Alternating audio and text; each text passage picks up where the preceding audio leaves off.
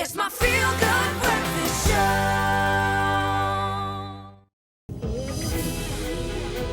The 24th of June 2015 marked the 20th anniversary of the Springboks' first World Cup victory here in South Africa.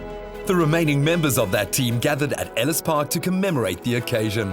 You know, I spend a lot of time on this field, being a local as well. It's always a wonderful privilege. It's a wonderful outing, and it's always a little bit emotional. A wonderful, wonderful experience to be here amongst old friends.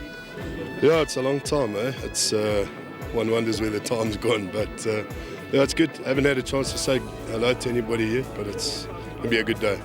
What is wonderful is to see all the guys, all the past players here. You know, we come from spread out across the whole country, and some of the guys from across the whole world. So to see them catch up and reminisce is fantastic. The Bokke won the final against New Zealand 15-12 thanks to an extra-time Joel Stransky drop goal. The final is considered one of the greatest in all of rugby history. Yeah, it went by too quick. It went by too quick, but it, you know, looking back at it, it was an amazing day and just a privilege to have been part of. Well, I'd love to claim there were loads of things going through my mind, but I think nothing. You know, you just focus on making the kick and executing perfectly and hoping that the result is good, and fortunately it was. I don't think any of us at that stage believed in the extent of the victory and what it would mean. Obviously, victory to a rugby supporting nation like South Africa was always big, but the extent to which it rippled out and had a broader effect on the country and the population, no one would have thought, you know, the impact of that. The victory marked a unifying moment in South Africa as then President Nelson Mandela urged the nation to support the Springboks, who had been a symbol of oppression for years.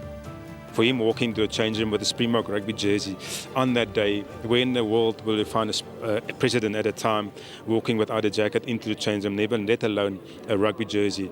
And that is the inspiration that Nelson Mandela gave us. Mr. Mandela's influence is so deep that it's difficult to describe it. If it wasn't for Mr. Mandela, maybe this would not have lasted. You know, he saw the Springbok emblem as a symbol of nation building.